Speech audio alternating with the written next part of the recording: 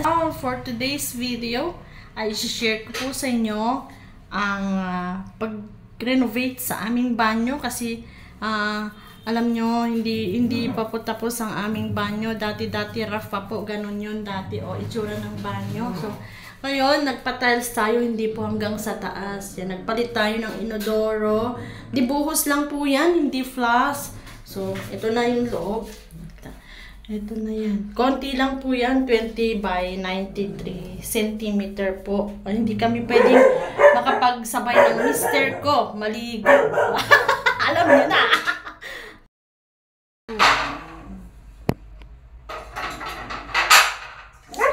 Ikakabit na yung pinto. Hindi pa.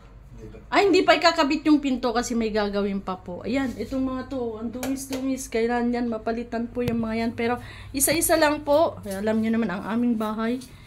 Yan. Oh. Diba? Maliit lang po yan. Ano sukat nito, kuya? Ano lang yan eh. Yung ikutan lang ng bahay. Anong tawag doon, kuya? Yung aisles lang ng bahay, no? Aisles lang ng bahay yan. 20, siguro no kuya? 20 square meter by 20. No? Oh. Maliit lang po siya. Yung ikutan lang ng bahay, di ba bahay na yan. Tapos yung lang, pinaka-ikutan niya, yung aisles lang. Yan. So, makikita nyo, yan, sa vlog ko. Laging vlog ko, makalat ang aming bahay kasi nga maliit lang po siya. Nandyan na yung aking mga paninda. Yung aking, alam nyo naman, ang aking mga aso, hindi siya nakatali, pero mababango naman po sila at wala po silang garapata, yan.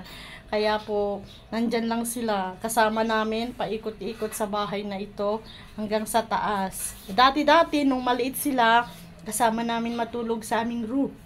Pero ngayon, hindi na. Yan, nakikita nyo po, yan. May sabit dyan, kung saan-saan ang sabit dyan.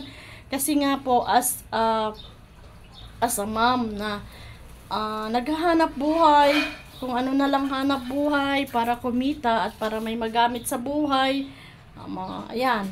Ayan yung aking mga paninda na nagkalat po sila. Kaya, yun po. Alam nyo na, at very start ang aming buhay.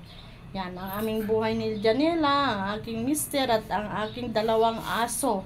Yan, meron akong pusa pero naglayas naman na. Ayan, may customer na ako, bibili siya.